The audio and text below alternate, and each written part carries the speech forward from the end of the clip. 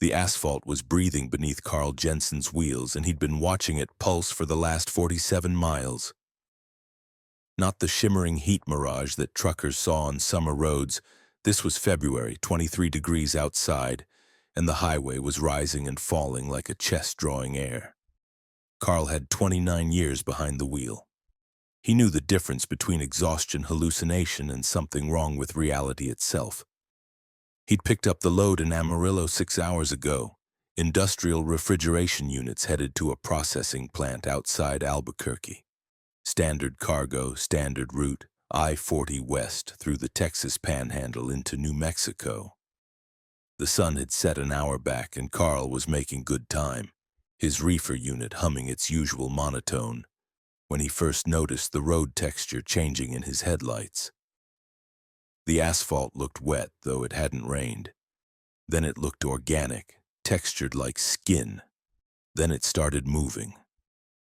Carl had pulled over twice already, stepping out into the freezing night to examine the road's surface with his flashlight. Both times the asphalt was normal, cold, solid, slightly cracked from winter weather. But when he got back in the cab and started rolling, the breathing resumed. The white lines weren't painted anymore. They were veins, pulsing with something dark beneath translucent pavement. The road moved up to meet his tires with each rotation, then fell away, a rhythm that matched something biological. His CB radio crackled with the usual trucker chatter on Channel 19, which meant he wasn't in some dead zone or alternate dimension. Other drivers were out here talking about weather and way stations and truck stop food. Carl keyed the mic. Anybody else on westbound I-40 near mile marker 270? Anyone seeing anything strange with the road surface? Static, then a voice. Road looks fine to me, driver. You feeling all right? Carl released the mic without responding. The highway was breathing faster now, the rhythm increasing from slow respiration to something approaching panic. He could feel it through his steering wheel, through the seat, through his bones. The road was alive, and it was afraid. His GPS showed the route clearly, I-40 stretching west toward Tucumcari, civilization ahead, nothing unusual about the geography. But his gut told him the GPS was lying. He was somewhere else now, driving on something that looked like a highway but wasn't. The breathing grew more labored, accompanied now by sounds his ears shouldn't be able to hear through the cab insulation and engine noise. Wet sounds, gurgling. The road was drowning. Carl's hands tightened on the wheel as the asphalt beneath him convulsed. His truck bounced, suspension screaming, trailer fishtailing. He fought for control, easing off the accelerator, not hitting the brakes. Jackknifing at 70 miles per hour would kill him. The convulsion passed, and the road returned to its breathing rhythm, but faster now, more desperate. Carl could see the center line pulsing visibly, the veins beneath the surface throbbing with black fluid. He grabbed his phone to call dispatch, but the screen showed no signal despite having full bars. The numbers were there, but they weren't real. Carl threw the phone onto the passenger seat and focused on driving. Ahead, his headlights caught something on the road. Not debris or an animal. Something rising from the asphalt itself, pushing up from beneath like a drowning victim breaking the surface. Carl's breath stopped. The shape was roughly human-sized, formed of the same translucent material as the road, veins visible throughout its mass. It stood in his lane, arms raised, mouth open in what might have been a scream. Carl jerked the wheel right, narrowly avoiding it, feeling his trailer swing dangerously. In his mirror, the figure was still there, still screaming silently before it collapsed back into the highway like water draining into thirsty ground. More shapes were emerging ahead, dozens of them all along the roadway, rising from the breathing asphalt like the dead crawling from graves. Some were fully formed, recognizably human in outline. Others were partial, just hands clutching upward, just faces pressing against the translucent surface. Carl couldn't avoid them all. His truck passed through 3, 4, 5 of the figures, and each time he felt a horrible sensation of impact without collision, like driving through smoke that screamed. The breathing highway was giving birth to whatever had been buried in it, and Carl was trapped in the delivery room. He floored the accelerator, pushing his truck to 85, 90, desperate to outrun the emerging shapes. The reefer unit behind him howled in protest at the speed. The figures grew denser, a forest of translucent bodies reaching upward. Some were complete enough to have faces, and Carl recognized some of them. Truckers he'd known. Drivers who'd disappeared over the years on lonely stretches of highway. Missing persons whose trucks had been found abandoned. Drivers who'd simply vanished. They were here. They'd always been here, beneath the road, trapped in the asphalt, sustaining it with their presence. The highway was a living thing that fed on drivers, absorbed them, kept them screaming beneath its surface. And now it was dying, and its victims were rising as it convulsed toward death. Carl's fuel gauge was dropping too fast, impossible fast. He'd filled up in Amarillo, should have 700 miles of range, but the needle was plummeting toward empty. The highway was drinking his diesel, pulling it down through his tires like a vampire. The engine began sputtering. Carl's heart hammered against his ribs. If he stopped here, if his truck died on this breathing road, he'd become one of them. Another transparent figure trapped beneath the surface, screaming for eternity. The road ahead changed, not gradually, but instantly, like a channel switching on a television. The breathing asphalt became normal pavement, hard and cold and blessedly dead. Carl's truck rolled onto it, and the sensation of wrongness evaporated. He looked in his mirrors and saw the breathing highway behind him, a distinct line of demarcation where dead road became living road. The figures were still emerging, dozens upon dozens of them, but they couldn't cross the boundary. Carl pulled onto the shoulder and sat shaking in his cab, the engine idling roughly. His fuel gauge was reading empty despite being impossible. He'd driven maybe 3 miles on the breathing highway, couldn't have burned more than a gallon of diesel.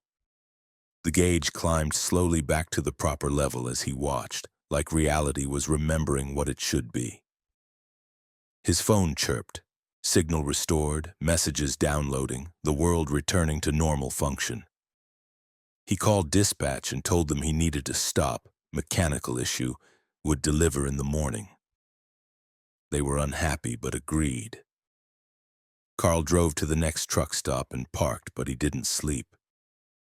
He sat in his cab searching for any mention of living highways, of roads that breathed and consumed. He found scattered reports, rumors, blog posts from people claiming similar experiences. Most were dismissed as exhaustion hallucinations or drug-induced delusions. But some had details that matched. The breathing rhythm, the translucent figures, the fuel draining too fast. One blog post mentioned a theory. Highways were built on sacrifice. Every major road construction project had deaths. Workers who fell into wet concrete, who were buried in foundation pours, whose bodies were never recovered. Sometimes deliberately, sometimes by accident, but always covered up. Those bodies became part of the road structure. Most stayed quiet, dead, and buried. But some highways, built on particularly violent sacrifices or in places where the boundary between worlds was thin, became something else. They developed consciousness, primitive and hungry. They fed on the vehicles that traveled them, on the drivers who trusted them, and very rarely they died. When a living highway died, it expelled everything it had consumed, birthing its victims back into the world as translucent echoes. The highway Carl had encountered was in its death throes, releasing 20 or 30 years of accumulated drivers.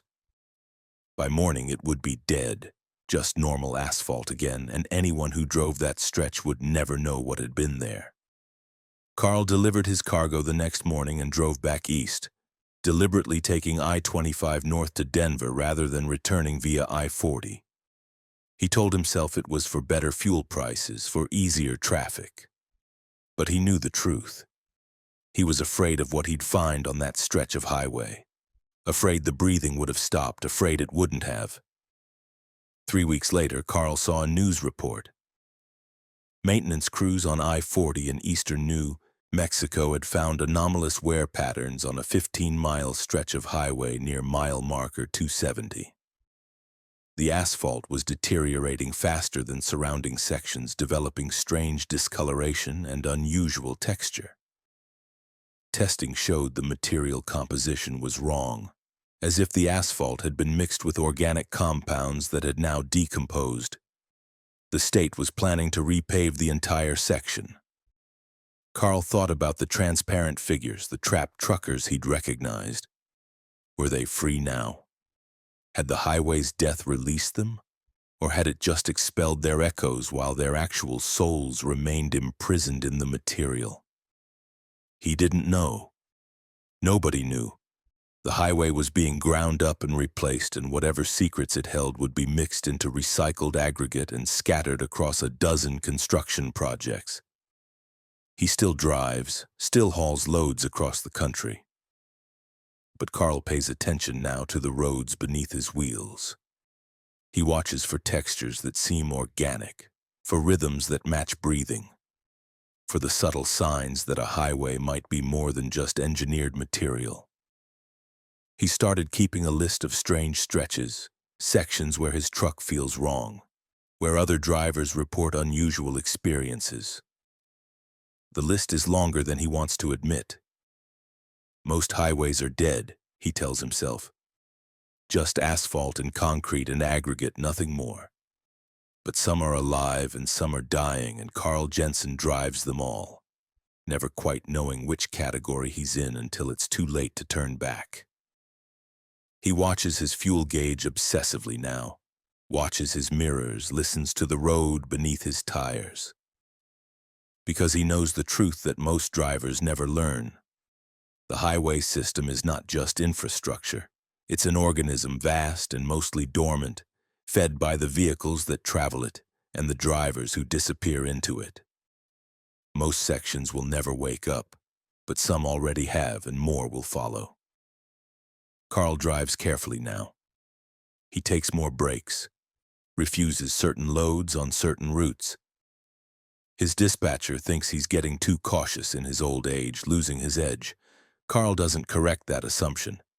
Better they think he's getting soft than learn the real reason he won't drive certain highways anymore. Because he's seen what waits beneath the surface, seen the faces of the consumed pressing upward, heard the breathing of a dying road as it expels its victims. And he knows that next time, and there will be a next time, he might not cross the boundary back to dead road.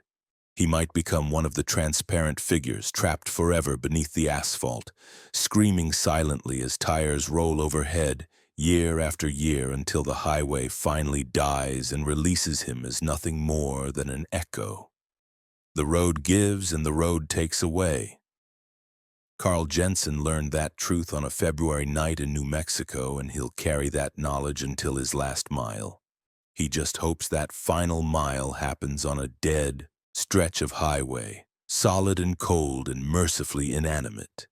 Because the alternative is too terrible to contemplate, becoming part of the breathing road himself, sustaining it with his trapped essence, feeling every vehicle that passes overhead for decades until the asphalt finally cracks and dies and births him back as a translucent ghost of who he used to be. He drives on day after day, mile after mile, always watching, always listening, always wondering if the road beneath him is just asphalt or something more, something hungry, something alive. Story 2. The Passenger Who Paid in Teeth. Denise Hartman had picked up hitchhikers exactly 3 times in her 22 years of trucking, and she'd sworn after the third one she'd never do it again. But when she saw the woman standing on the shoulder of Highway 550 in southern Colorado at 2 in the morning, something made her slow down. Maybe it was the woman's perfectly normal appearance. Business casual clothes, a small rolling suitcase, no obvious signs of distress or danger. Maybe it was the way she stood completely still, not even attempting to flag Denise down, just waiting with the patience of someone who knew a ride was inevitable. Or maybe it was something else, some instinct Denise didn't want to examine too closely that told her stopping was not optional. Denise pulled her Peterbilt onto the shoulder, air brakes hissing, and the woman approached the passenger side without hesitation. Up close, she looked to be in her mid-30s with dark hair pulled back in a neat ponytail, and unremarkable features that Denise knew she'd struggle to describe later. The woman smiled, showing perfect white teeth, and gestured toward the door. Denise unlocked it. "Thank you so much," the woman said, climbing in with practiced ease, setting her small suitcase between her feet. "I've been waiting such a long time." "Car breakdown?" Denise asked, pulling back onto the highway. She was hauling paper products from Colorado Springs to Albuquerque, an overnight run she'd done probably 50 times. "Something like that," the woman said. "How far are you going?" "Albuquerque. You?" "Wherever you're going is fine." That should have been Denise's first warning. Normal hitchhikers had destinations, had reasons for being on the road, had stories about their car trouble or family emergency. This woman seemed content to simply ride, to go wherever Denise was headed without preference or plan. But Denise told herself the woman was probably traumatized from whatever had stranded her, probably in shock, and company on a lonely night drive was actually welcome. They drove in silence for the first hour. Denise made a few attempts at conversation. Where was the woman from? What had she been doing in Colorado? Did she need to call anyone? But received only vague, circular answers that provided no real information. The woman just sat in the passenger seat, hands folded in her lap, staring out the windshield with a slight smile on her face. Denise gave up on conversation and focused on driving. Around 3:30 a.m., somewhere between Farmington and Bloomfield, the woman spoke. "Have you ever noticed how many of us there are?" "How many what?" Denise asked. "People like me, standing on roadsides, waiting. We're everywhere if you know how to look. Thousands of us, maybe tens of thousands, all along the highways, just waiting for someone to stop." Denise felt a chill that had nothing to do with the air conditioning. "Waiting for what?" The woman's smile widened. "To make a transaction. I don't understand." "You will. We all pay eventually. The road requires payment. I paid. Now I collect." Denise's hands tightened on the steering wheel. Something was deeply wrong with her passenger, but they were on an empty stretch of highway with no towns for miles. Pulling over and forcing the woman out seemed more dangerous than just continuing to the next truck stop. "What kind of payment?" The woman reached up and touched her mouth. Her fingers moved strangely, hooking behind her front teeth. There was a wet sound, then a crack, and she pulled her hand away, holding a perfect white tooth, root still attached, blood dripping from the fresh socket in her gums. She held it out to Denise. "This kind." Denise jerked the wheel involuntarily, nearly putting the truck in the ditch. "What the fuck? Why would you do that?" The woman placed the tooth on the dashboard between them, leaving a small smear of blood. "Every ride has a price. I paid mine years ago. Now it's your turn to pay or to collect from someone else. That's how the system works. The road takes, the passengers take, the drivers take, everyone pays, everyone collects." "You're insane," Denise said, but her voice shook. The tooth on her dashboard was real, blood pooling around it, and the woman's mouth was bleeding steadily, staining her teeth pink. "Pull over," the woman said. "Let me out here. We're in the middle of nowhere. You'll die out here. I've been dead for 7 years. Pull over." Denise pulled over, more to get this insane woman out of her truck than because she believed the dead part. The woman gathered her small suitcase and climbed down, still smiling her bloody smile. She closed the door and walked away from the highway into the desert, her rolling suitcase bouncing over rough ground. Denise watched her go, illuminated by the truck's headlights, until she disappeared behind a rise. The tooth was still on the dashboard. Denise grabbed a napkin and picked it up, intending to throw it out the window, but something stopped her. The tooth was heavier than it should be and warm, and it pulsed slightly in her palm like a tiny heartbeat. Denise threw it, napkin and all, as far from her truck as she could and pulled back onto the highway. But she saw the woman again 3 miles later, standing on the shoulder in exactly the same position as before, rolling suitcase beside her, waiting. Denise drove past without slowing, checking her mirror. The woman didn't move, didn't react, just stood there. Denise's CB radio crackled with static, then a voice that sounded like the woman but distorted. "The price wasn't paid. The transaction is incomplete. You'll see me until you complete it." Denise turned off her CB and drove faster. She saw the woman 7 more times before she reached Albuquerque, always on the shoulder, always in the same position, always with that slight smile. Each time Denise drove past, and each time her truck felt heavier, as if something was being added to her load. At the delivery point in Albuquerque, the warehouse supervisor frowned at her manifest. "Says here you're carrying 15,000 pounds.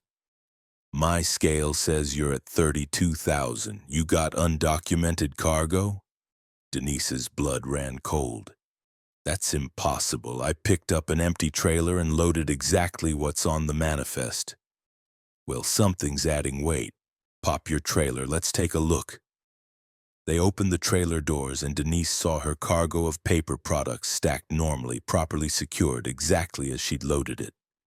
But standing among the pallets, partially visible behind shrink-wrap boxes, were figures, people, dozens of them pressed between the pallets, standing in the narrow spaces, all perfectly still, all staring at Denise, all missing teeth, their mouths ragged and bleeding. Denise screamed and stumbled backward. The supervisor grabbed her arm. "What? What's wrong? I just see paper products. There are people in there. Can't you see them?" The supervisor looked at her with concern. "Ma'am, there's nobody in your trailer but product. Are you feeling okay? When's the last time you slept?" Denise looked again and the figures were gone. Just pallets of paper products, normal cargo, nothing unusual. But the scale still showed 32,000 pounds. 17,000 pounds of invisible weight that only Denise could see. She completed the delivery, driving away with an empty trailer that the scale said weighed 12,000 pounds. She should have deadheaded at 4,000. 8,000 pounds of passengers were riding in her trailer, invisible to everyone but her, and Denise knew without checking that they were all missing teeth. The woman appeared again that night, on her return route to Colorado Springs, standing on the shoulder, waiting. This time Denise stopped. She had to know. "What do you want from me?" Denise asked through her open window. "I told you, a transaction. The road requires payment. I paid my teeth, all of them, 1 for each ride. 32 rides before I finished. Now I collect, and the people I collect from must pay others and so on. It's a chain that goes back to the first highways, the first drivers. You're in the chain now. You can either pay directly," she touched her mouth suggestively, "or you can collect from others, give rides, they'll pay, and then they'll collect from others. The chain continues. What if I refuse? What if I don't pick up anyone, don't participate? The weight increases. You're carrying passengers now, whether you can see them or not. They'll get heavier. They'll multiply. Eventually, your truck will be so heavy you can't move it, and you'll be trapped, and the passengers will become visible again, and they'll take what they're owed. All your teeth, one by one. And then you'll become one of us, standing on roadsides, waiting to collect from the next driver stupid enough to stop." Denise's jaw ached at the thought. This is insane. None of this is real. Your scale thinks it's real. Your trailer thinks it's real.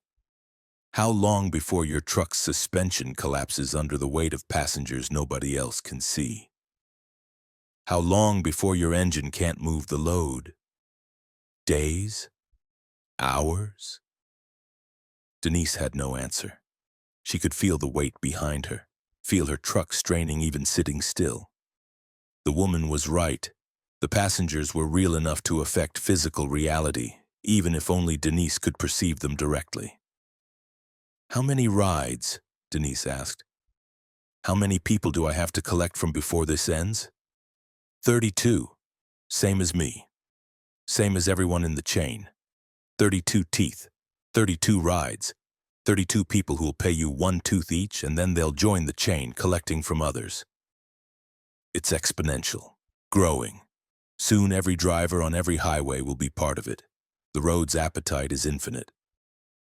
The woman walked away, leaving Denise sitting on the shoulder of Highway 550, engine idling, trailer loaded with invisible passengers who weighed thousands of pounds. Denise drove slowly back to Colorado Springs, her truck laboring, her fuel consumption triple what it should be. She pulled into a truck stop and walked among the parked trucks, looking at drivers, wondering which of them were part of the chain, which were collecting teeth from others, which were paying. She saw a young driver, maybe 25, stepping out of his cab and noticed he touched his mouth reflexively, wincing. Missing teeth. Fresh. He was in the chain. Denise turned away, unwilling to become part of this system, unwilling to victimize others to save herself.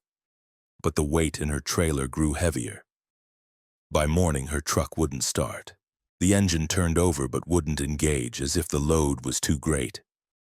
Denise's dispatcher called, demanding to know why she was late for her next pickup. Denise couldn't explain. How do you tell someone you're being crushed by the weight of invisible passengers who need your teeth as payment for rides you never agreed to give? She opened her trailer, doors, and saw them clearly now. Dozens of figures crowded together, all missing teeth, all staring at her with hollow, expectant eyes.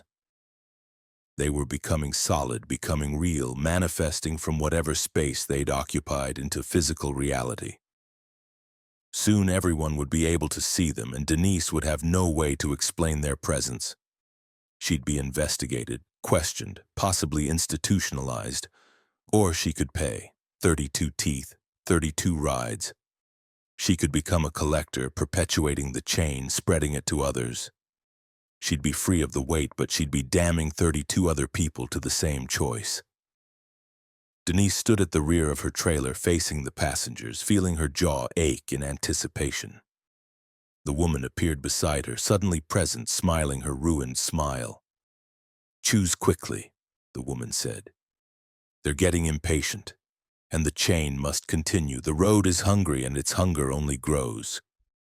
Denise reached up and touched her front teeth, feeling how solid they were, how rooted, how much they'd hurt to remove. 32 of them. 32 rides. 32 people she doomed to this same impossible choice. She chose. 3 months later, Denise Hartman drives her routes with a mouthful of gaps, speaking through absent teeth, her words whistling and slurred. She stops for hitchhikers now. Always, every single one, and each one pays her with a tooth before they leave, pulled fresh from their own mouths, added to the collection she keeps in a jar in her sleeper berth. She's at 28 now. 4 more to go. 4 more people to doom to the chain. She sees the woman sometimes, standing on shoulders, waiting for her next victim. They nod to each other, members of the same horrible club, collectors both. The chain grows. More drivers join every day, some paying, some collecting, all trapped in a system none of them fully understand that predates modern highways, predates automotive travel, goes back to the first roads ever built and the first travelers who walked them and paid prices nobody remembers. Denise will complete her 32 soon, and then she'll be free. Her truck light again. Her invisible passengers gone. But 32 other people will take her place in the chain, collecting from 32 more, who'll collect from others still, exponentially spreading until every driver on every road is part of the transaction. The road requires payment. It always has. And now Denise is a collector gathering teeth from the unwary, perpetuating a system she doesn't understand but can't escape. She tells herself she had no choice. She tells herself survival required it. But late at night, in truck stop parking lots, she touches her ruined mouth and wonders if she made the right choice or if there was ever a choice at all. The woman said the road's appetite is infinite. Denise believes her now. She feels it every time she gives a ride, every time she collects a tooth, every time she watches someone's face twist in pain as they pull out their payment. The road is hungry. The chain grows. And Denise Hartman, 22 years of clean driving behind her, is now a collector of teeth, a perpetuator of horror, a link in a chain that will never break. She has 4 rides left to give, 4 more teeth to collect, and then 32 other people will take her place, spreading the chain further, feeding the road's insatiable hunger. That's how the system works. That's how it's always worked. And Denise sees the woman sometimes, standing on shoulders, waiting, smiling her bloody smile, and Denise smiles back through her own gaps, and the chain continues, and the road is fed, and the transaction is complete. Until the next driver stops. Until the next payment is made. Until the chain claims another link and another, spreading across the highway system like a disease that has no cure because it predates medicine. Predates civilization, predates everything except the roads themselves and the travelers who walk them and the prices that must always, always be paid. Story 3.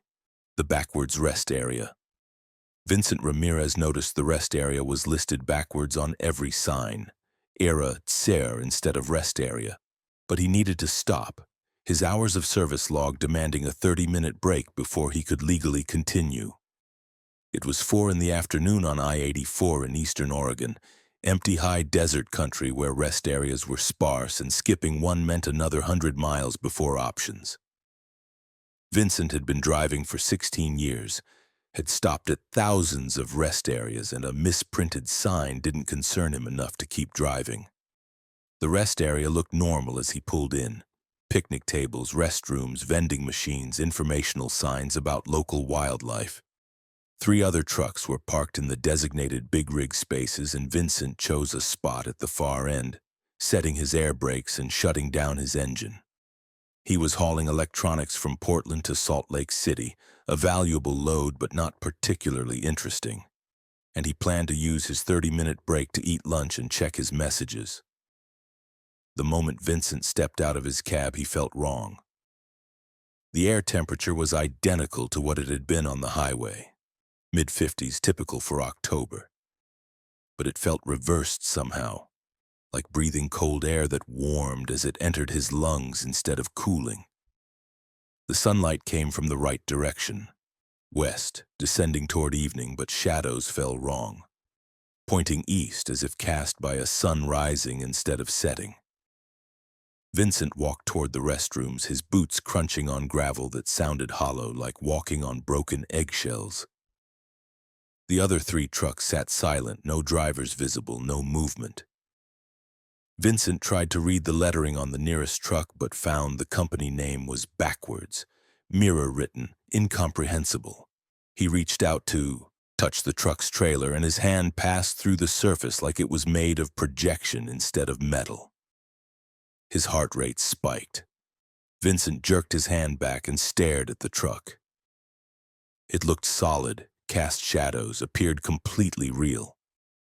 But his hand had passed through it as if it didn't exist. He tried again with the same result, his flesh penetrating the metal without resistance, feeling nothing but a slight tingling where the 2 should have made contact. The restroom building was ahead, single-story brick structure that looked decades old. The door had a sign, but like everything else, the text was backwards. Vincent pushed the door open and stepped inside, needing to use the facilities but also needing to confirm he wasn't losing his mind. The restroom interior was reversed. Sinks on the left instead of right. Stall doors opening the wrong direction, everything mirrored. Vincent approached a sink and turned on the faucet. Water flowed upward, not spraying up from pressure but flowing in reverse, rising from the drain, climbing the faucet, returning to the pipes. Vincent watched the impossible physics, his brain struggling to process what his eyes reported. He turned off the faucet and the water stopped its upward flow, leaving the sink dry.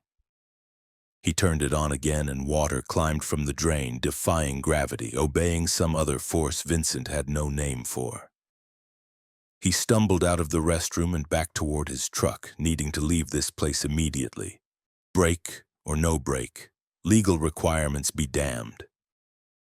But his Peterbilt was different now.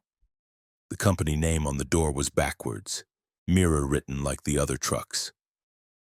The whole vehicle looked reversed, as if he was seeing it through a looking glass. Vincent grabbed the door handle and pulled. His hand passed through. His truck was no longer solid. Like the others, it had become a projection, an image without substance. Vincent was trapped in a rest area where physics ran backwards and matter was optional, and his only means of escape had transformed into untouchable illusion. He ran to the rest area exit, thinking he'd hitchhike, walk, do anything to get away from this place. But the exit ramp was a mirror of the entrance ramp, leading to a highway where traffic flowed backwards, vehicles moving in reverse, everything inverted. Vincent stood at the edge of the rest area, watching backwards traffic flow on the reversed highway, and understood with horrible clarity that he'd made a mistake stopping here. This wasn't a normal rest area. This was a trap, a pocket of reversed reality that caught drivers and held them in a mirror world where the rules of physics and matter were inverted. And he had no idea how to escape.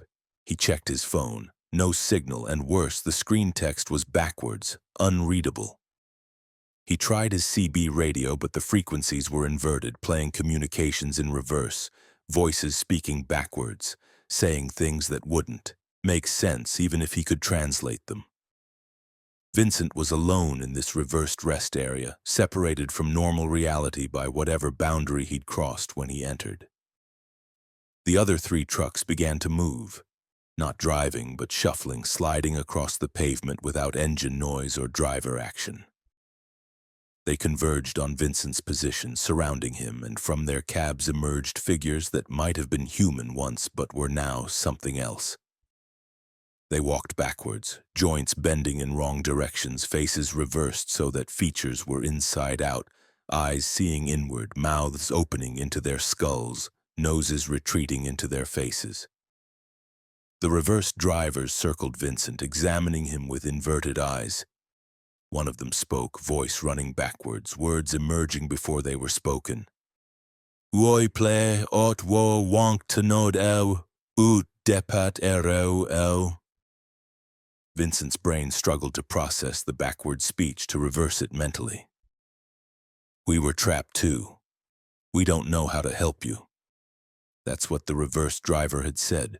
Words spoken in reverse order, syllables inverted. Vincent tried to respond, but his own voice came out backwards, incomprehensible to his ears. The reversed drivers shook their heads sadly and returned to their trucks, sliding backwards into cabs, disappearing. Vincent was alone again, standing in a rest area where everything ran wrong, separated from reality by a boundary he couldn't see or understand. He sat on a picnic table, the only solid object that would support him, and tried to think. If this was a reversed place, maybe the exit was also reversed. Maybe instead of driving forward out of the rest area, he needed to drive backwards into it. Maybe the boundary could be crossed if approached from the opposite direction. It was insane logic. But this entire situation was insane, and Vincent had to try something or he'd be trapped here forever. Becoming another reverse driver, another ghost in backwards trucks. He approached his truck from behind, reaching for the trailer doors instead of the cab. His hand touched solid metal. The trailer was real from this approach, accessible when touched from the opposite direction. Vincent's heart leaped. He walked backwards along his truck, moving in reverse, reaching for the cab door from behind. The handle was solid. He opened the door backwards and climbed in, facing the rear, everything reversed. Starting the engine required turning the key opposite direction, but it worked. Vincent's truck roared to life, all systems reversed but functional. He put the transmission in what should have been reverse, but in this backwards place was actually forward, and his truck moved toward the rest area exit in reverse, trailer leading, cab following. The boundary approached, the line where the reversed rest area met the reversed highway. Vincent held his breath as his trailer crossed the line. Nothing happened. He continued backing, cab approaching the boundary, expecting to cross back into normal reality but feeling nothing as his truck moved from rest area to highway. He was still in the reversed world, still trapped, just on a different section of it now. The reversed highway stretched ahead, behind, in both directions, traffic flowing backwards, vehicles moving in reverse, everything inverted. Vincent drove backwards down the reversed highway, going forward by going in reverse, his mind fracturing from the contradictions. Other trucks and cars passed him, all driving backwards, all reversed. He tried to flag them down, tried to signal for help, but they ignored him or didn't see him or were just as trapped as he was. Hours passed. Fuel gauge rose instead of falling, filling his tank as he drove, obeying reversed physics. The sun rose in the west, climbed backwards toward the eastern horizon, time running opposite. Vincent's watch ticked counterclockwise, minutes subtracting instead of adding. He was moving backwards through time as well as space, everything inverted. Night came, darkness spreading from the east, swallowing the backwards moving sun, and Vincent's headlights illuminated the reversed highway in front of his backing truck. He saw a sign, backwards lettering announcing a town ahead. Maybe there he'd find help. Find someone who understood this reversed reality. Find a way back to the normal world.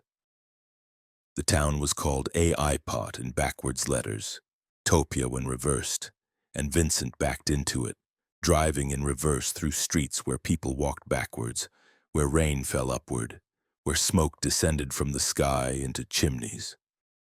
Everyone was reversed, moving backwards through their lives, speaking inverted words, living in a mirror world. Vincent stopped his truck, put it in forward to break in this backwards place, and climbed down. A reversed policeman approached, walking backwards, speaking backwards. Ere od gnichtemos eva uoi. Do you have something to do here? Vincent's brain translated. He tried to respond, tried to explain he was trapped, but his words came out forwards and the policeman couldn't understand.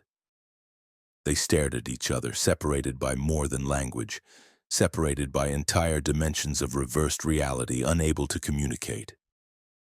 The policeman walked away backwards, and Vincent climbed back into his truck. He couldn't stay in Topia, couldn't survive in a town where he was the only forward-running thing in a backwards world. He backed out of town, returned to the reversed highway, and continued his backwards journey through inverted reality. He saw the rest area again, or maybe a different one. All reversed rest areas looked the same, and considered stopping, considered giving up, letting himself become another reverse driver trapped forever in backwards trucks. But something in Vincent refused. He'd been driving for 16 years, had survived breakdowns and weather and accidents and exhaustion.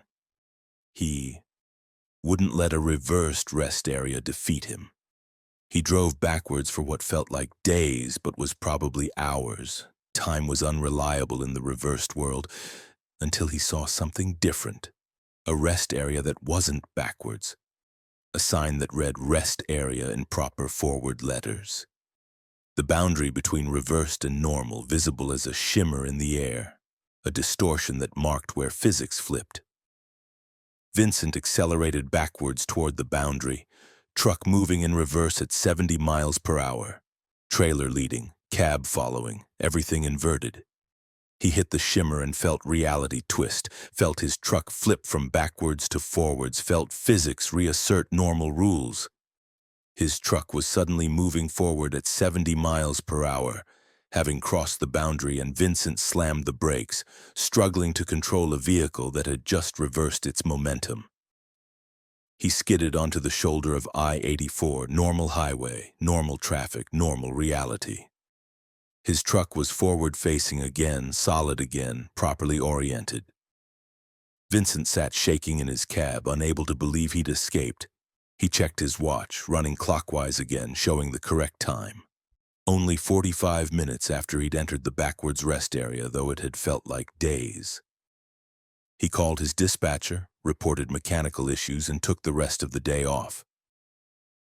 Vincent never stopped at that particular rest area again, and he researched it obsessively, finding scattered reports of drivers who'd stopped there and experienced similar phenomena. Most reports ended abruptly, the driver never heard from again, presumably still trapped in the reversed world. Vincent still drives, still hauls loads across I-84, but he plans his stops carefully now. Avoids rest areas that feel wrong, watches for backwards lettering on signs. He knows the reversed place is still there, still trapping unwary drivers, still growing as more people cross the boundary and never return. And sometimes, late at night on empty highways, Vincent sees trucks driving backwards, moving in reverse down the forward lanes, ghosting through normal traffic. He knows they're reverse drivers, trapped in the mirror world, visible only for moments when the boundary between realities grows thin. He sees their reversed faces in their backwards cabs, sees them waving at him, beckoning him to join them in their inverted existence. Vincent drives forward, always forward, refusing to ever move in reverse, refusing to even back his truck if he can avoid it. Because he knows that's how the reversed world claims you. One backwards movement, one reversed action, one moment of inversion, and you're caught, trapped in a rest area that runs backwards. Doomed to drive reversed highways through mirrored towns in a physics-inverted reality where nothing works right and escape is nearly impossible. He got out once. He might not be so lucky again. So Vincent Ramirez drives forward, always forward, and watches his mirrors for signs of the reversed world bleeding through, and prays he never has to stop at a rest area with backward signs again. Because some boundaries once crossed are nearly impossible to recross, and some traps are disguised as ordinary rest areas waiting for tired drivers to stop for a break. They'll never finish. Story 4. The Infinite Delivery. Kimberly Nash had delivered to the same warehouse 17 times, except the warehouse didn't exist and never had, and nobody at the company remembered sending her there. She was explaining this to her dispatcher for the 17th time, standing in front of a building that every map said wasn't there, holding paperwork signed by people who didn't exist, having unloaded cargo that her manifest insisted she still carried. The dispatcher's voice crackled through her phone, confused and increasingly concerned. "Kim, the GPS shows you're in an empty field. There's no warehouse at those coordinates." Kimberly looked at the massive concrete structure behind her. 3 stories tall, dozens of loading docks, forklifts moving inside, workers signing her delivery forms. She took a photo with her phone and sent it to her dispatcher. The image showed an empty field, sagebrush and dirt, no building anywhere. Kimberly looked at her phone screen, then at the warehouse, then back at the screen. The warehouse was there. She could see it. She could touch the concrete wall beside her, feel its realness. But her phone saw only empty land. "I'm looking right at it," Kimberly said. "I just unloaded 30 pallets of fixtures. Workers signed for them. I have the paperwork." "Kim, you've been sitting at a rest area for 6 hours. Your truck hasn't moved. The cargo is still showing on your trailer weight sensors. Nothing's been unloaded." Kimberly walked to the rear of her trailer and opened the doors. Empty. The 30 pallets of fixtures were gone, unloaded at the warehouse she was standing in front of. but her truck's weight sensors agreed with her dispatcher. 30,000 pounds of cargo still aboard. Impossible. She closed the trailer doors and leaned against them, feeling reality fracture around her. This was the 17th delivery to this warehouse. 17 identical runs from Boise to these coordinates in southern Idaho. 17 times unloading the same cargo to the same workers at the same building that didn't exist according to everyone else. She thought she was going insane after the third delivery. Had seen doctors who found nothing wrong with her. She'd quit for 2 months, tried to walk away from trucking entirely. But the company kept calling with the same delivery, and eventually she'd taken it again. And here she was, standing in front of a warehouse that was simultaneously real and non-existent. A worker emerged from the building carrying a clipboard. "Need you to sign for completion," he said, offering the paperwork. Kimberly took it, noting the company name, Sisyphus Logistics, which should have been her first clue. She signed, and the worker returned to the warehouse, doors closing behind him. Kimberly's phone rang. Her dispatcher. "Kim, we need you to pick up your next load. Same warehouse in Boise, same cargo, same delivery location. Can you make the pickup in 4 hours?" "I just delivered there," Kimberly said. "Our system shows this is your first delivery to that location.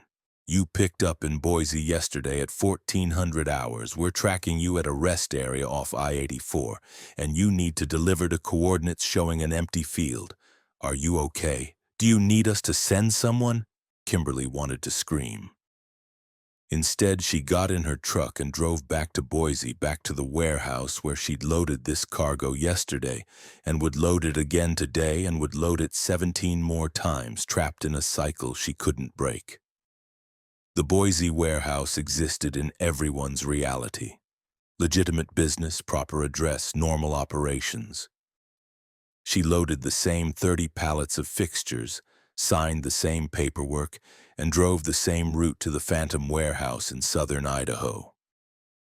The 17th delivery became the 18th, then the 19th. Kimberly stopped trying to convince her dispatcher the warehouse existed. She stopped photographing it or documenting her deliveries.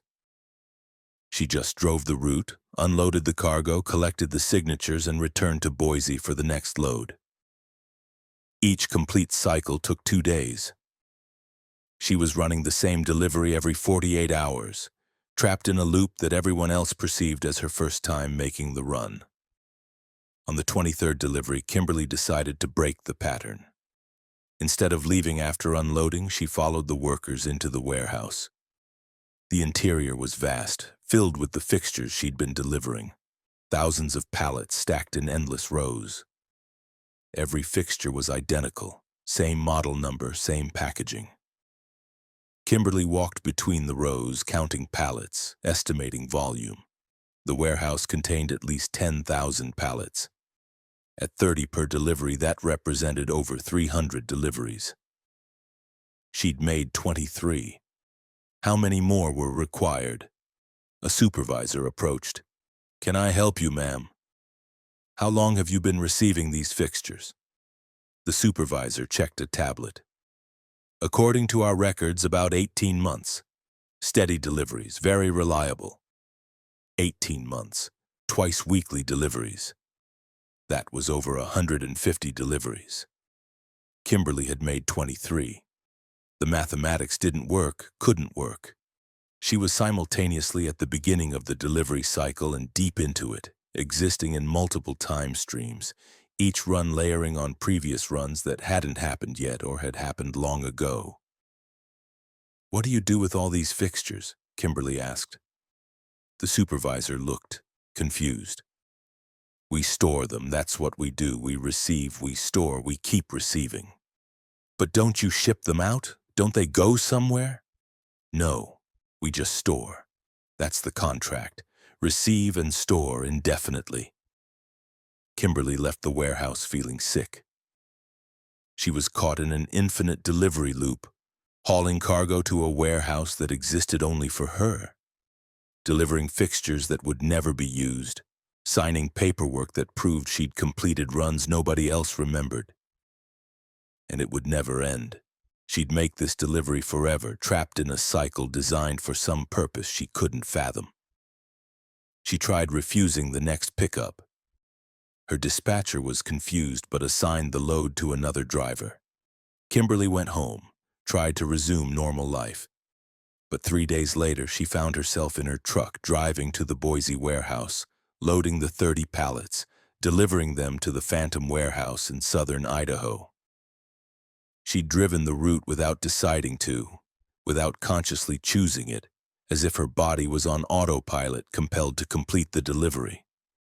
The 28th delivery, the 31st, the 40th.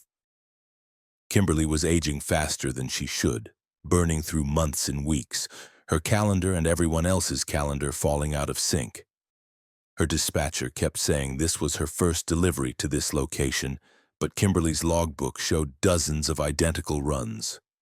Her body knew how many times she'd made this drive, how many hours she'd spent loading and unloading and driving and delivering to a warehouse that shouldn't exist. On the 67th delivery, Kimberly saw another truck at the Phantom warehouse. Different company, different driver, but loading cargo identical to hers. The driver was a man in his 60s, moving slowly, mechanically, face blank. Kimberly approached him. "How many times have you delivered here?" The man didn't react immediately, as if her question had to travel through layers of perception to reach him. Finally, 412, maybe 413, I've lost count. "How long have you been doing this?" 6 years, every 2 days, I can't stop, I've tried.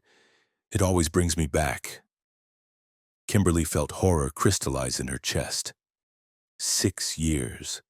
Over 1,000 deliveries, the man was trapped far deeper in the loop than she was. What happens if the warehouse fills up? It never fills, it expands, look. The man pointed at the warehouse, and Kimberly saw it was larger than it had been on her first delivery. Not dramatically, but noticeably. The building was growing, adding capacity, preparing for infinite deliveries. It would never fill because it would never stop expanding, and drivers caught in its loop would never stop delivering, hauling cargo that would be stored but never used, signing paperwork that proved nothing, completing runs that existed only in their own experience. "How do we stop it?" Kimberly asked. "We don't. We're part of it now. We deliver until we die, and then someone else takes our route. The warehouse needs constant deliveries. That's its purpose. That's all it does. Receive and store and receive and store and receive forever." The man returned to his truck and drove away. Another delivery complete, another cycle beginning. Kimberly stood alone in front of the expanding warehouse, understanding her fate. She would make this delivery hundreds of times, thousands maybe, until her body gave out or her mind broke completely. She was food for the warehouse, fuel for its infinite hunger, a component in a system designed to receive but never release. She made her 68th delivery, her 79th, her 93rd. The warehouse kept expanding, her cargo kept arriving and being stored. The loop kept cycling. Her dispatcher kept saying this was her first delivery to this location. Her body kept aging faster than normal time. Her mind kept fracturing under the repetition. On her 104th delivery, Kimberly saw the old driver again. He looked decades older now, barely able to walk, but still unloading cargo, still signing paperwork, still trapped in the loop. She asked him how old he was. 78. Started this route when I was 51. I should be 57. The warehouse is eating my time, converting it to storage capacity. Every year I age gives it more room. I'll die here eventually, and it will have consumed 3 decades of my life, expanded by millions of square feet, stored hundreds of thousands of pallets. All because I accepted one delivery to a warehouse that shouldn't exist. Kimberly understood. The warehouse fed on time, on the lives of drivers trapped in its delivery loop. Each run consumed time disproportionately, aging her faster than reality progressed, stealing years and converting them to storage space. She'd lost months already. If she couldn't escape, she'd lose decades, her entire life consumed by infinite deliveries to a phantom warehouse. On her 109th delivery, Kimberly loaded her truck and drove not to the warehouse but away as far as she could go, burning through her hours of service, exhausting her driving time, fleeing across state lines. She made it to Wyoming before she found herself turning around, compelled by something she couldn't resist, driving back toward Idaho, back toward the warehouse. The loop wouldn't release her. It pulled her back like gravity. She's made 137 deliveries now. She stopped counting, stopped resisting, stopped hoping for escape. The warehouse is twice the size it was when she started. The old driver is gone, died on his 708th delivery, and a new driver has appeared, young and confused, making what he thinks is his first run to this location. Kimberly unloads her cargo, signs her paperwork, and returns to Boise for the next load. The cycle continues. The warehouse expands. Her time is consumed. She ages rapidly while the rest of the world moves at normal speed. Soon she'll be the old driver, warning newcomers about the trap they're caught in, explaining that the deliveries never end, the warehouse never fills, the loop never breaks. She drives this route every 2 days, trapped in an infinite delivery, hauling cargo to a warehouse that exists in her reality but nowhere else. Aging years for every month that passes, her life being converted to storage space square foot by square foot. And she knows she'll die making this delivery, still hauling fixtures to the phantom warehouse, still signing paperwork for companies that don't exist, still trapped in a loop designed by some intelligence or system that feeds on drivers' time and converts it to infinite storage. The warehouse is always hungry. The deliveries are always required. The loop is always cycling. And Kimberly Nash, trapped deep in the delivery spiral, has accepted her fate. She'll deliver cargo to the phantom warehouse until her body fails, and then another driver will take her place and the cycle will continue, expanding the warehouse, consuming time, storing fixtures that will never be used in a building that most people can't see. This is her life now.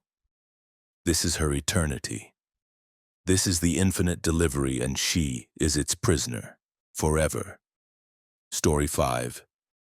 The sound in the sleeper berth.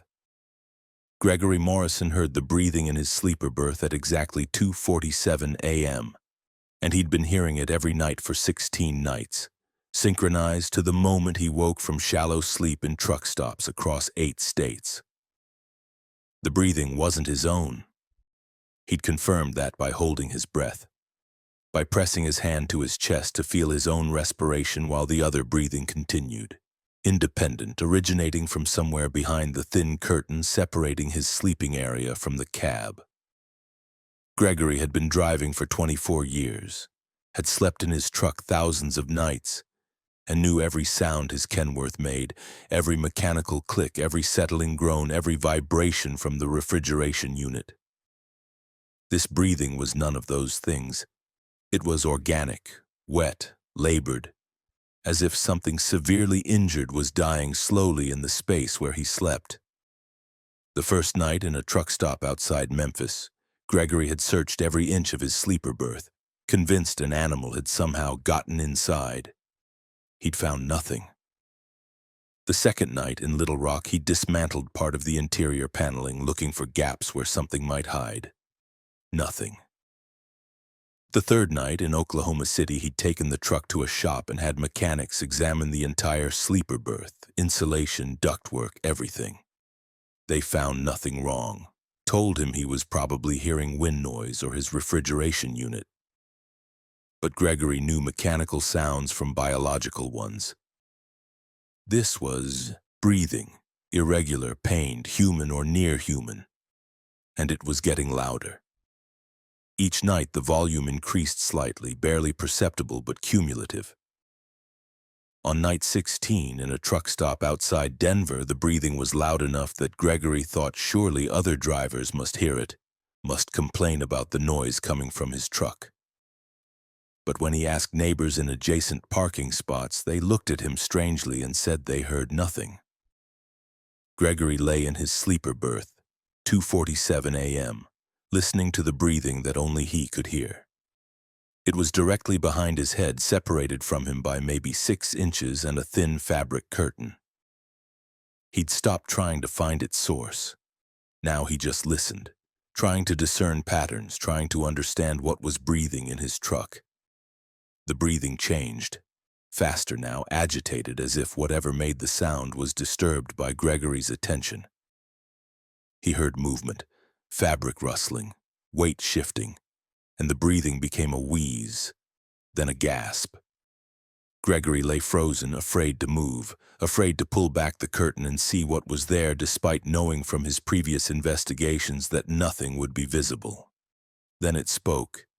Not words in any language Gregory recognized, but vocalization, intentional sound shaped by throat and mouth. The voice was ruined, damaged, like someone speaking through crushed vocal cords. It tried to form syllables, tried to communicate, but only produced tortured sounds that might have been words in some other context. But here were just noise, shaped by suffering. Gregory grabbed his flashlight and tore open the curtain, shining light into his sleeper berth. Empty. Just his bed, his personal effects, normal truck interior. But the speaking continued, emanating from empty air directly in front of him.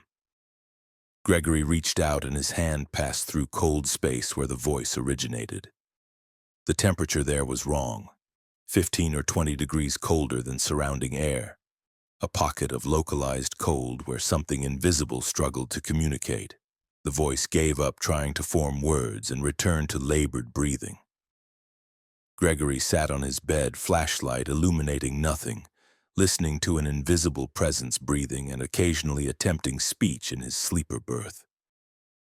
He didn't sleep the rest of that night, just listened, growing increasingly convinced that whatever shared his truck was trapped, was suffering, was dying slowly in a space adjacent to his reality. Night 17, in a rest area outside Cheyenne, 2:47 a.m. The breathing started on schedule, but this time Gregory spoke to it. "Can you understand me? Can you tell me what you are?" The breathing paused. Silence for 10 seconds, 15, 20. Then a sound like affirmation. A grunt that might have been yes filtered through damaged vocal anatomy. Gregory's heart raced. "Are you trapped? Are you stuck in my truck?" Another affirmative sound. This one more desperate, more insistent. "How do I help you? What do you need?"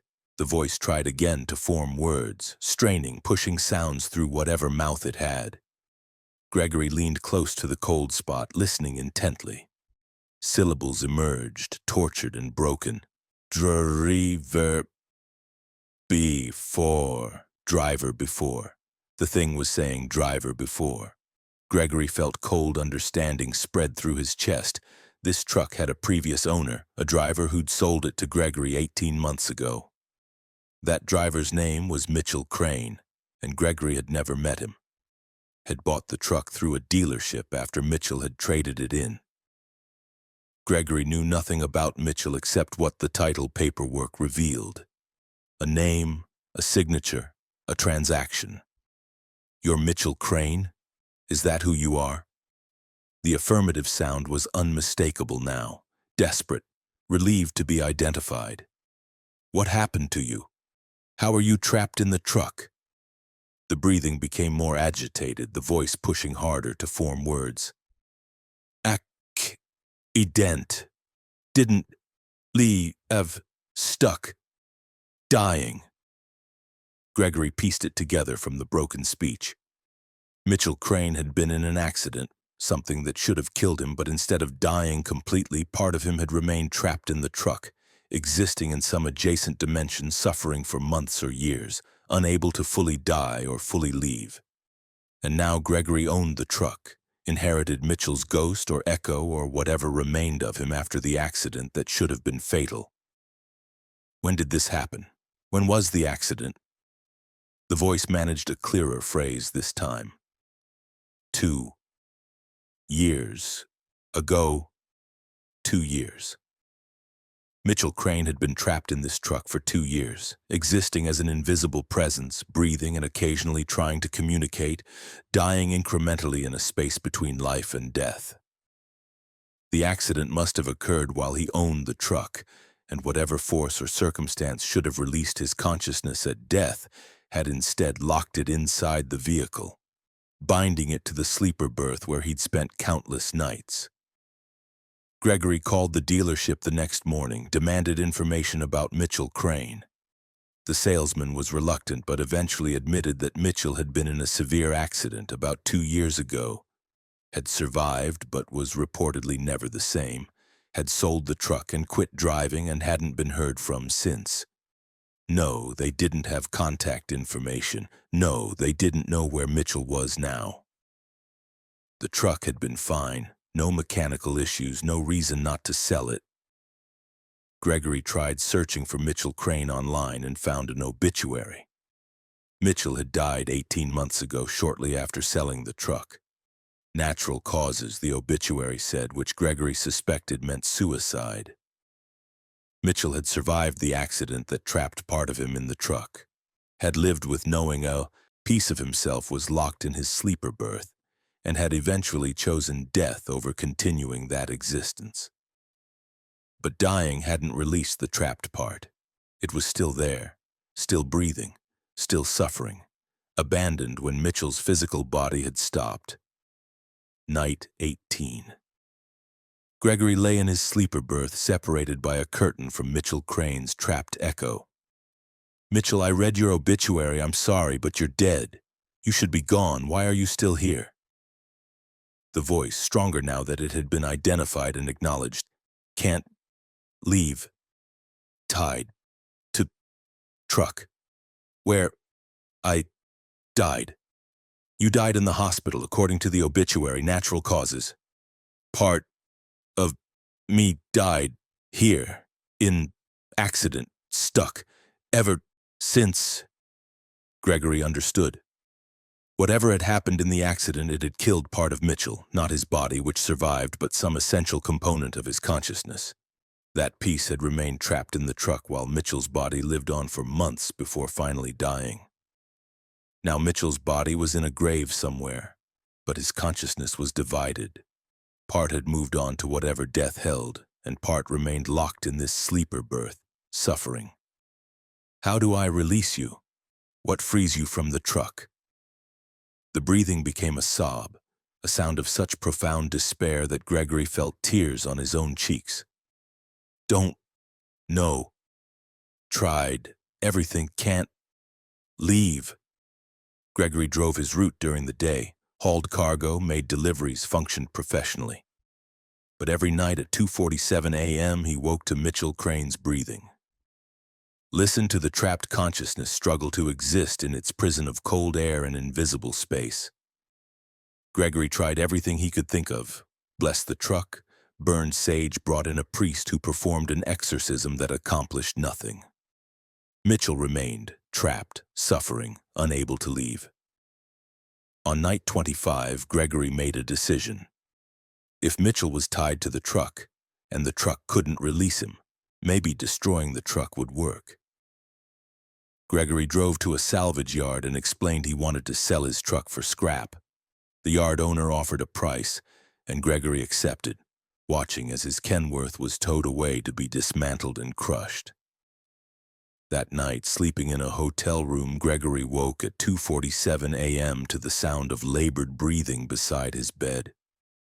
Mitchell was still there, still trapped, the bond having transferred from truck to driver rather than braking. Gregory had inherited Mitchell Crane's trapped consciousness completely now, not tied to the vehicle but to Gregory himself, following him, breathing beside him, suffering in his proximity. Gregory bought a new truck, tried to resume his career, but Mitchell's presence remained. Every night, 2:47 a.m., the breathing started. Every night, Gregory listened to a dead man's consciousness, struggling in its prison. And gradually, Gregory began to understand that Mitchell wasn't just trapped by the accident. He was trapped by Gregory's awareness. By acknowledging Mitchell, by identifying him, by trying to help him, Gregory had created an anchor, a connection that bound Mitchell's echo to Gregory's consciousness. The only way to release Mitchell would be to forget him, to stop acknowledging his presence, to deny the breathing and the voice and the cold spot beside Gregory's bed. But how do you unhear something once you've heard it? How do you unknow something once you understand it? Gregory couldn't forget Mitchell Crane. The breathing was permanent in his awareness now, part of his reality, inescapable. Night 43. Gregory woke to breathing and spoke to Mitchell. Will you be trapped forever? Will this ever end? Mitchell's voice was weaker now, fading. When you die, maybe I can die too, tied to you. Now, sorry. Gregory felt horror settle into his bones. Mitchell's trapped consciousness would persist as long as Gregory lived, suffering beside him, unable to fully die, anchored to Gregory's awareness. And when Gregory eventually died, Mitchell might finally be released, or might simply transfer to whoever found Gregory's body, whoever acknowledged Mitchell's presence next. The curse was transferable, passed from driver to driver, trapping Mitchell's echo in eternal suffering while binding those who heard him to his fate. Gregory still drives, still makes deliveries, still functions. But every night at 2:47 a.m. he wakes to labored breathing beside his bed, whether he's in his truck or a hotel or his own home. Mitchell Crane is with him always now, trapped and suffering, dying incrementally in a prison of cold air and invisible space. And Gregory knows he'll carry this burden until his own death, and even then Mitchell might not be free. Some accidents don't end when the victims die. Some tragedies persist beyond death, trapping echoes of consciousness in impossible prisons, binding them to the living who make the mistake of acknowledging their existence. Gregory Morrison made that mistake, and now he'll pay for it every night for the rest of his life, listening to Mitchell Crane's trapped consciousness breathe and struggle and slowly fade without ever being released. The sound in the sleeper berth is permanent now. The breathing is eternal.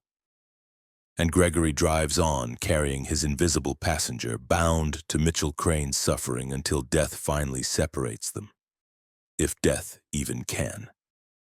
Story 6. The truck stop that steals hours.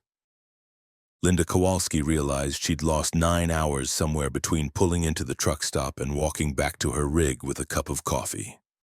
Her watch showed 11:47 p.m. when she'd parked. The clock on her truck's dashboard now read 8:53 a.m. 9 hours gone, vanished, with no memory of where they'd gone or what she'd done during them. The coffee in her hand was still hot, steam rising from the paper cup, suggesting she'd just poured it seconds ago. But 9 hours had passed. Linda had been driving for 18 years, and new truck stop time could be elastic. 30-minute breaks that stretched to an hour when you got talking with other drivers. Quick fuel stops that expanded when the pumps were slow or the line for the restroom was long. But 9 hours. That wasn't elastic time. That was stolen time, erased, missing completely from her experience. She checked her phone. Dozens of missed calls from her dispatcher, angry voicemails demanding to know where she was, why she'd missed her delivery window, why she wasn't responding. Linda had no answers. She'd stopped for coffee at this Flying J outside Little Rock, Arkansas, planning a quick 15-minute break before continuing to Memphis. Now morning had arrived, her delivery window had passed, and she'd lost 9 hours with no memory of their passage. Linda walked back into the truck stop looking for someone who'd seen her. Someone who could tell her what she'd been doing for 9 hours. The place was moderately busy, typical morning crowd of truckers buying breakfast and showers. Linda approached the cashier, a young woman who looked vaguely familiar. "I was in here earlier," Linda said. "Late last night. Do you remember me? The cashier smiled. You were just here a minute ago, got coffee. Before that, around midnight, did you see me? The cashier's smile faltered, confusion crossing her face. I've been working since 6 a.m. If you were here at midnight, that was someone else's shift.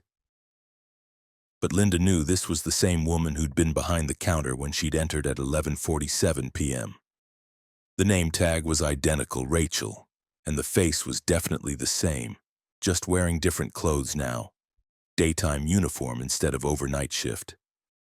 Something was wrong with more than just Linda's memory. Something was wrong with the truck stop itself. Linda walked through the facility looking for other drivers who might have been present during her missing hours. She found an older trucker sitting in the restaurant area, someone she vaguely recognized. She approached his table. Were you here last night? Around midnight? The trucker looked up, studying her. I got here at 7 this morning. Why? You were here last night. I remember seeing you. You were sitting in this same spot, eating the same food. Linda pointed at his plate. Chicken fried steak and eggs, the exact meal he'd been eating when she'd walked past him at 11:47 p.m. The trucker's expression changed, fear replacing confusion. I don't remember being here last night. I remember pulling in this morning, but... He looked at his meal, then at his watch, then back at Linda. How long have I been sitting here? I thought it was just a few minutes, but... He checked his watch again, then his phone, comparing times. Jesus Christ, I've lost 4 hours. I sat down at 7. It should be 7:30 at most, but it's 11:05. Linda felt cold realization spreading. The truck stop was stealing time from drivers, erasing hours from their experience, making them lose entire chunks of their lives. And worse, it was rewriting their memories, making them think they'd just arrived when they'd actually been present for hours or days, cycling them through some kind of temporal loop. She found more drivers, asked the same questions, and discovered the same pattern. Everyone had lost time. Some had lost hours. Some had lost days. One driver insisted he'd arrived that morning, but his logbook showed he'd been at this location for 6 days, making no progress, going nowhere, trapped in the truck stop while time passed around him and his memory insisted he'd just parked. Linda tried to leave. She got in her truck, started the engine, and pulled out of the parking lot. She drove for what felt like 10 minutes, watching the highway roll past, putting distance between herself and the Flying J. Then she blinked and was parked again, engine off, sitting in the same parking spot she'd started from. The clock had advanced 15 minutes, but she'd driven nowhere, accomplished nothing. The truck stop had pulled her back. She tried again, same result. And again. Each time she drove for a few minutes, accumulated time, and then snapped back to her parking spot with no memory of returning, no sense of having turned around or driven backwards. The truck stop was a trap, a temporal loop that caught drivers and held them, stealing their time, erasing their progress, keeping them prisoner. Linda got out of her truck and ran. If she couldn't drive out, maybe she could walk out, escape on foot. She ran across the parking lot, past the fuel pumps, onto the access road leading to the highway. She ran for what felt like 10 minutes, her lungs burning, and then she was back in the parking lot, standing beside her truck, no memory of turning around. The truck stop wouldn't release her. Other drivers were realizing the same thing. Panic spread through the facility as people discovered they couldn't leave, couldn't escape, couldn't make progress. They'd drive or walk or even crawl, only to snap back to their starting positions, losing time with each attempt. The truck stop was consuming them, feeding on the hours it stole, growing fat on stolen time. Linda looked at the building with new understanding. The Flying J looked normal, standard corporate architecture, familiar logos, typical truck stop amenities. But it was predatory, a trap disguised as rest and services, catching drivers and devouring their time. How long had it been doing this? How many drivers had been caught and never escaped? She thought about all the missing truckers, the people who'd simply vanished from their routes, never heard from again. How many had stopped at this Flying J and never left?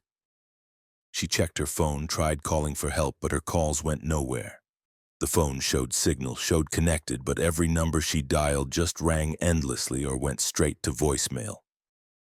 The truck stop was isolated now, cut off from external reality, a pocket dimension that existed adjacent to the highway but separate from normal time and space.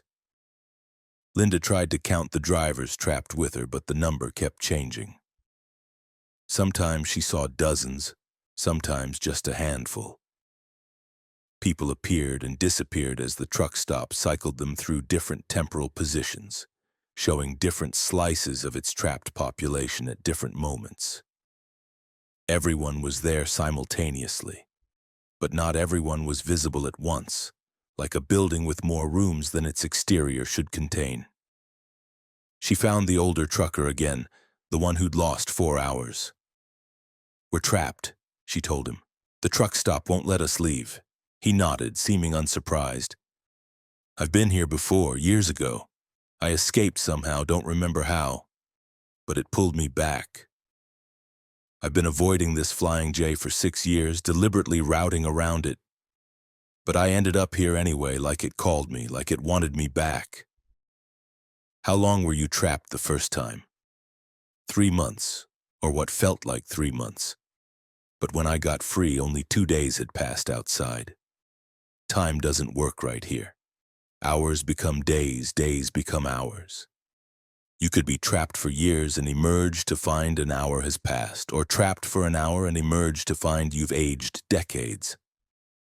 Linda felt despair settling over her. She'd be trapped here indefinitely, her life stolen hour by hour, her memory rewritten, her existence consumed by a predatory truck stop that fed on drivers' time. Her family would file a missing person report eventually. Her truck would be found presumably, though maybe not. Maybe the truck stop would keep it too, adding it to its collection of trapped vehicles and trapped drivers, accumulating a fleet of ghosts who couldn't leave. Days passed, or what felt like days. Linda's watch became unreliable, jumping forward and backward, time becoming elastic and meaningless. She showered, ate, slept, repeated the cycle endlessly. Other drivers came and went, new people appeared, trapped like her, and some drivers she'd seen before vanished, possibly escaped, though possibly just cycled to a different temporal slice. The truck stop maintained its illusion of normalcy even as it consumed everyone inside it.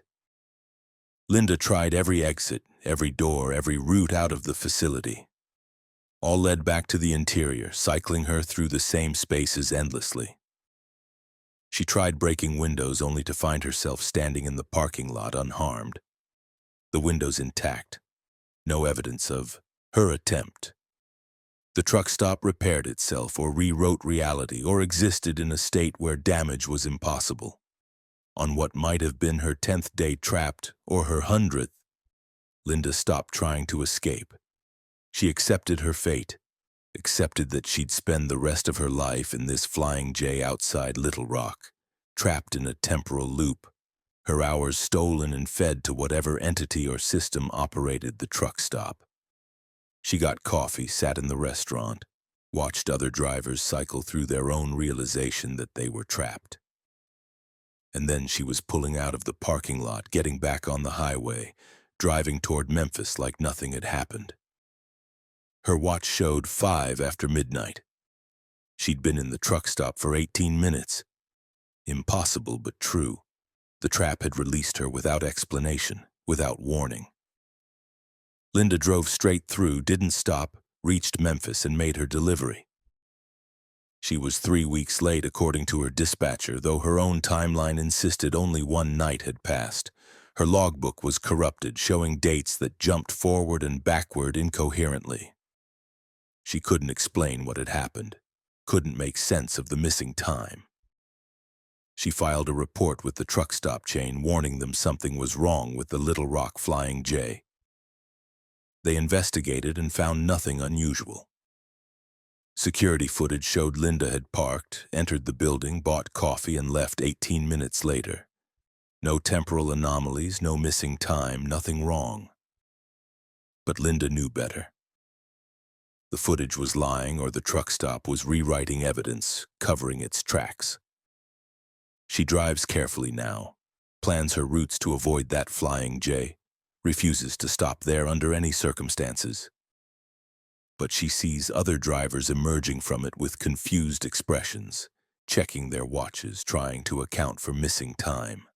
The trap is still operating, still stealing hours from unwary truckers, still feeding on stolen time.